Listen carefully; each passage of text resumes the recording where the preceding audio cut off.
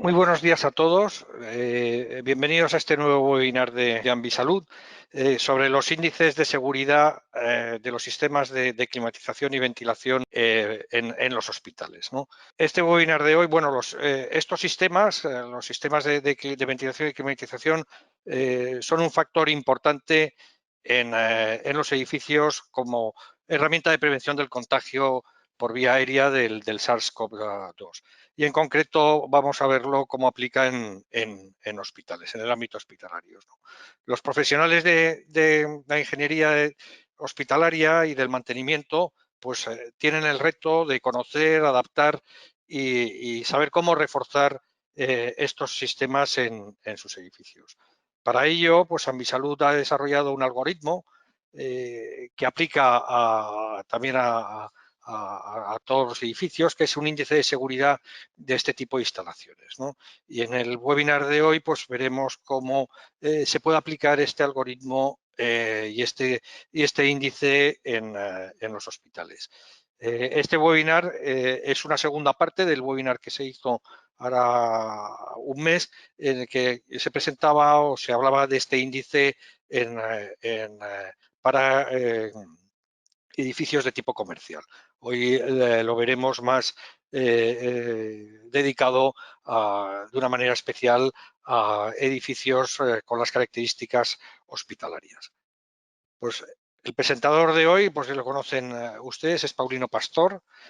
Paulino Pastor es ingeniero técnico industrial, es presidente de FEDECAI, de la Federación de Empresas de Calidad de Aire Interior, y es el director general de la consultora de calidad de aire interior Ambisalud. Bueno, yo permítame que me presente también, soy Policarpo González del Valle, bueno, pues también soy socio director de Aire Limpio y voy a participar en este webinar como coordinador o como administrador del mismo. Pues yo creo que ya, sin más, lo que voy a hacer es dar los mandos a Paulino para que pueda empezar su presentación. Muy bien, pues muchas gracias, Poli, y muchas gracias a todos por asistir a este webinar en el que hablaremos de este concepto, este algoritmo que desarrollamos en Ambisalud, que es un algoritmo que tiene como objetivo pues dar un valor digamos, asignar un valor de seguridad a las instalaciones de climatización en general de todo tipo y en particular, en este caso, pues de entornos hospitalarios. Fundamentalmente, este algoritmo va a tener más aplicación para los espacios que se climatizan de forma convencional. Algunas de las técnicas que vamos a explicar aquí se pueden usar en todo tipo de entorno, incluido también las zonas COVID que pudiera haber en los hospitales, sobre todo desde el punto de vista de valorar la ventilación, etcétera, ¿no? Pero el índice como tal tiene más sentido en zonas en las que haya presencia de posibles infecciosos en tasas normales, digamos, ¿eh? No, obviamente, pues, si hay una UCI en la que hay muchos infecciosos, los conceptos serían otros completamente diferentes. Este es para un sitio donde a priori no esperamos más que la posibilidad de que haya algún infeccioso, pero asintomático y digamos que entra de forma, vamos a decirlo así, inesperada, ¿no? Sin que, o sea, que no sabemos exactamente que es un lugar en el que vamos a tener a personas con COVID con certeza, ¿no? Ese sería el enfoque. Bueno, todo esto, todo lo que vamos a hablar aquí tiene sentido desde el punto de vista o asumiendo, aceptando que el virus se transmite por aerosoles, que bueno, ya es verdad que ha habido mucho tiempo en el que no estaba totalmente admitido por todo el mundo, ahora ya incluso algunos ministerios pues lo empiezan a asumir como muy probable en sus documentos de recomendaciones y por lo tanto pues entendemos bueno, que ya prácticamente a nivel general se está aceptando que las evidencias científicas son suficientes como para asumir que el virus se puede transmitir por aerosoles, ¿no? En una ponencia que nos hacía José Luis Jiménez de la Universidad de Colorado nos hablaba de que con la tuberculosis pasó algo parecido, ¿no? Que tardó mucho tiempo hasta que se asumió que el virus, que en este caso la bacteria, se transmitía por el aire, ¿no? Entonces, Bueno, a día de hoy vamos a asumir que ya esto es una evidencia admitida y por lo tanto vamos a trabajar con ese concepto, con esa posibilidad de que las gotas más pequeñas que se mantienen durante horas en el ambiente son capaces de transmitir la enfermedad. En su momento, este gráfico que sacó la OMS nos marcaba con un color azul todo aquello que era menos probable o incluso que no estaba admitido y solamente nos hablaba de que lo que estaba claro era que las gotas grandes eran las que transmitían el virus, ¿no? Nos decía, pues, que las gotas de más de 10 micras, de más de 5 micras, eso varía un poco, eran las que realmente transmitían y en un entorno muy cercano, de 2 metros, etcétera. Todo esto está claro que para evitarlo, pues los sistemas de climatización no son muy efectivos. Aquí lo que vamos a hacer es pues separación física, mascarillas, protegerse al estornudar, todo este tipo de cuestiones que ya tenemos totalmente interiorizadas. Pero el sistema de climatización aquí no nos va a ayudar mucho, lógicamente, ¿no? Porque estamos hablando de una transmisión de gotas muy cercana que no va a ser movilizada realmente por el aire. Son gotas que se mueven de forma, como se dice muy gráficamente, balística, ¿no? Se salen por la boca de las personas y llegan a otros posibles a otras posibles personas que pudieran quedar infectadas de una forma directa, ¿no? No porque se queden en suspensión en el aire y demás. En realidad, solamente aplicando el sentido común, y esto es una opinión muy personal sin demasiada evidencia científica, ¿no? Pero eh, que ese tipo de transmisión sea capaz de justificar los millones de contagios que se están produciendo en el mundo es complicado, porque a día de hoy ya casi todos estamos usando las mascarillas, nos estamos protegiendo al estornudar, nadie estornuda en la cara de otra persona. Obviamente, ya antes del COVID era una falta de educación muy grande, obviamente, ¿no? Entonces, que esto se produzca solamente por esto parece complicado, ¿no? Entonces, yo creo que, bueno, aparte de que haya muchas evidencias científicas, parece que el sentido común y la lógica nos indican que tiene que haber algo más y que esas gotas más pequeñas en espacios cerrados no ventilados, pues hay o sea, es bastante lógico que sean las que pueden producir la transmisión. Todo este índice de seguridad del que vamos a hablar en esta presentación está basado en esta idea, ¿no? En la idea de que para evitar estas transmisiones de las gotas más finas, más pequeñas, que se pueden quedar durante mucho tiempo en suspensión, la opción es ventilar, filtrar, etcétera, ¿no? Y sobre esa base es sobre la que se construye el índice. O sea, el índice se construye sobre esa base que a su vez esa base proviene de las recomendaciones del Ministerio de Sanidad, un conjunto de 17 recomendaciones, inspirado por las recomendaciones que originalmente hicieron ATECIR y REBA, y por lo tanto, pues lo que nosotros hemos hecho ha sido coger ese conjunto de recomendaciones y darles de alguna forma una ponderación a cada una de ellas, ¿no? No es lo mismo el impacto que puede tener ventilar bien que mantener, por decir algo, pues qué sé yo, evitar la recuperación de calor o mantener limpios los filtros. En fin, se hacen ahí un conjunto de recomendaciones, pero lógicamente cada una de ellas tiene una importancia diferente, ¿no? Nosotros hemos hecho algunas simulaciones para tratar de darle peso a esa importancia. Entonces, asumiendo, como digo, que la transmisión por aerosoles es un hecho, mm, ¿qué tipo de aerosoles serían los más probables, ¿no? Que pudieran contagiar? Bueno, aquí hay que tener en cuenta dos factores. Por una parte, que se queden en suspensión tiempo suficiente y por otra, que tengan carga viral suficiente.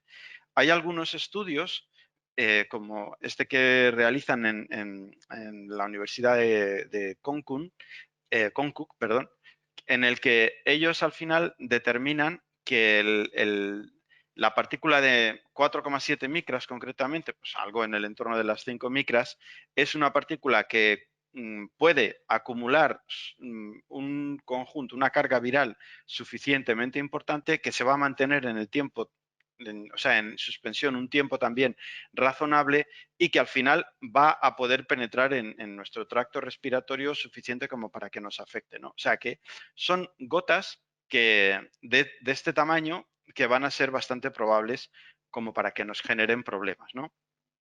Por otra parte, también se ha dicho ya en muchas otras ponencias, ¿no? Pero es cierto que partículas más grandes que pudieran ser emitidas al hablar o al estornudar, etcétera, partículas de 25 micras, por ejemplo, hay también algunos estudios que nos hablan, como este de Wang, que nos hablan de que en cuestión de segundos, en un ambiente con una humedad relativa normal, se van a evaporar y van a pasar a tener un tamaño mucho más pequeño, de tal manera que, de nuevo, van a poder mantenerse en suspensión durante mucho tiempo. Este concepto, de todas formas, según donde mires, según donde investigues, obtenemos valores muy diferentes, ¿no? Este concepto del tiempo de suspensión de las partículas. Mirando en información que proviene del mundo de la tecnología de los aerosoles, del conocimiento de los aerosoles, por ejemplo, hay algún estudio como este que muestro aquí, que nos habla de que una partícula de 10 micras tiene una velocidad de caída de 0,03 metros por segundo en aire en calma. Si esto es así, tardaría 9,4 horas en caer, ¿eh? O sea, 10 micras, cuando hay otros que te dicen que en minutos cae, ¿no? Es complicado de tener un dato cierto en este sentido, ¿no? Por otra parte, el aire totalmente en calma en ambientes interiores es muy difícil porque el simple hecho de que haya personas que generan una corriente de convección por su calor corporal, que haya ventanas o puertas que se abren y se cierran, personas que mueven el aire al caminar, etcétera, la propia climatización mueve el aire, siempre hay un cierto movimiento del aire, estas 0,003 metros por segundo no son reales, siempre vamos a tener 0,1, incluso hasta 0,2 de velocidades, con lo cual este tiempo de suspensión va a ser incluso mucho mayor, ¿no? Por lo tanto, no es nada raro que todas estas partículas infectivas de entre 4 y 10 micras se puedan mantener en suspensión incluso durante horas, ¿no? Por lo tanto, tendremos que aplicar algunas de estas recomendaciones para tratar de evitar que el virus se concentre en esas microgotas y que se mantenga demasiado tiempo en suspensión en un ambiente interior. Entonces, el documento del Ministerio de Sanidad que nos habla de esas, en realidad son 17 recomendaciones, pero bueno, las dos últimas las hemos retirado porque no eran muy relevantes. De las otras 15 restantes, las hemos diferenciado. Hay unas recomendaciones que son cuantificables, es decir, unas recomendaciones que pueden tener un impacto real en la concentración de virus por metro cúbico en el aire interior. Un impacto real, o sea, real y cuantificable, ¿no? Medible de alguna forma. Ahora explico cuál ha sido nuestro planteamiento para hacer esa medición. Estas recomendaciones son la tasa de aire exterior que estamos metiendo en el edificio, tanto por sistemas de ventilación mecánica como por ventilación natural, que lo tenemos en el punto 7, la recomendación 7, reducir o eliminar la recirculación del aire, esto también va a tener un impacto, si no recirculo no voy a estar recontaminando y si recirculo pues lo haré, pero en función de la tasa de recirculación que esté aplicando, si uso o no los recuperadores de calor y si estos recuperadores de calor están ensayados para saber si hay algún tipo de fuga o no la hay y qué tipo de sistemas de filtración y purificación del aire tengo dentro de mis sistemas de ventilación. Todo esto va a tener un impacto efectivo a la hora de retirar la contaminación del ambiente interior, bien sea por dilución, bien sea por destrucción del virus o bien sea por la retención mecánica mediante los sistemas de filtración. Todos estos parámetros que pongo aquí, que expreso aquí, los podemos meter en la ecuación del balance de masas, una ecuación de un balance de masas que pudiéramos hacer para ver el comportamiento potencial de ese virus en el espacio interior. Y podemos determinar la concentración interior esperada, final, del virus en función de diferentes escenarios. Escenarios de más, menos ventilación, recirculación, no recirculación, filtración, no filtración, etcétera, ¿no? De esa manera, si somos capaces de establecer concentraciones interiores en diferentes escenarios, podemos ser capaces de saber cómo se incrementa la seguridad. Lógicamente, a menor concentración interior de virus, mayor seguridad. Y este es el algoritmo que hemos desarrollado basado en esta ecuación que mostramos aquí. ¿De acuerdo? Lógicamente, para aplicar estas ecuaciones, este balance de masas, necesitamos tener datos, ¿no? ¿Cuál sería el primer dato? Pues el primer dato que necesitamos es saber cuántos virus genera una persona o qué carga vírica genera una persona infecciosa, potencialmente infecciosa. Primero y segundo, necesitamos tener también un dato o estimar un dato de cuántos infecciosos tengo que considerar.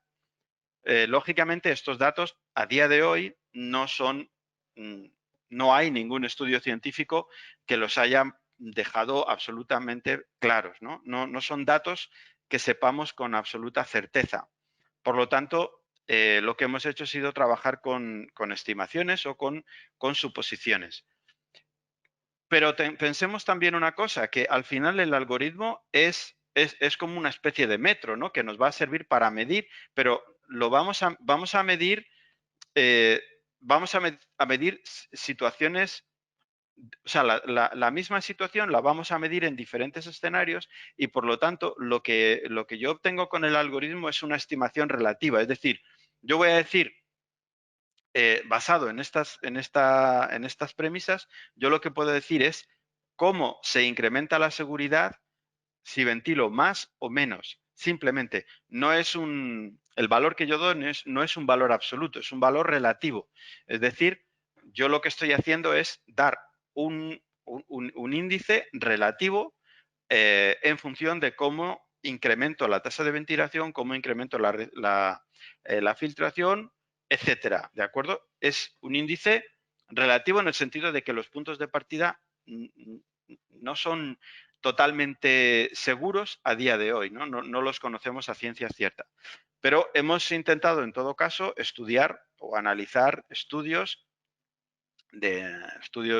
científicos de diferentes universidades, hospitales, etcétera, que nos hablan de las tasas de emisiones de aerosol.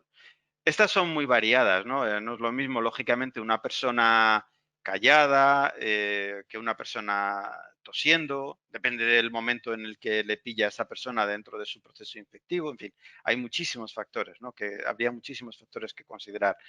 Pero bueno, nosotros hemos partido de que primero, que aproximadamente puede haber un 10% de la población eh, asintomática e infecciosa. Probablemente es un dato elevado. Es probable que haya más cerca del 5 que del 10. Pero bueno, de esta manera metemos un pequeño índice de seguridad también. Perdón, un factor de seguridad. Consideramos que las personas que ya tosen o estornudan ya no son asintomáticos, es decir, ya empiezan a tener algún síntoma que les hará ir al médico o hacerse una PCR y por lo tanto deberían estar en cuarentena, con lo cual lo que estamos pensando aquí es personas que son asintomáticos y que por lo tanto no sabemos que son infecciosos, ¿no? De esta manera, ya la tasa de emisión va a estar ajustada a que son personas que lo único que van a hacer va a ser hablar y no van a toser o estornudar. Porque si tosieran o estornudaran, estos 100.000 copias de genoma por hora que nosotros hemos considerado como tasa de generación podrían elevarse a millones. Entonces, estamos partiendo de la base de que los infecciosos que pueden entrar en el espacio cerrado que estamos simulando sean un 10% de aquellos que entran y que son asintomáticos, que solamente van a generar por hablar o respirar, digamos, ¿no? No van a producirse toses o estornudos, al menos de forma significativa. ¿De acuerdo? Este sería nuestro punto de partida para calcular la G. El segundo dato que necesitamos es cuál es la concentración interior objetivo, la concentración interior segura. Hay otros, igual que antes, ¿no? Hemos tenido que acudir a otros tipos de estudios, sobre todo para gripe y similares, pero claro, estos nos hablan de unos valores más altos, ¿no? Del orden de 800 a 1800 copias de genoma. Nosotros hemos rebajado esta concentración también para meterle mayor seguridad, ¿de acuerdo? Entonces marcamos una concentración interior objetivo pues, más baja que estos valores para nuestro estudio comparativo. Pero bueno, en el orden de 300, 600 copias de genoma por metro cúbico es donde ya empezaríamos a asumir un cierto nivel de seguridad. Es cierto que metiendo más ventilación se baja todavía bastante más, con lo cual, lógicamente, solo tenemos en cuenta cuanto más ventilación metamos, pues vamos a ir obteniendo un mayor nivel de seguridad. Pero también es cierto que eso tiene un límite. Hay un punto ya en el que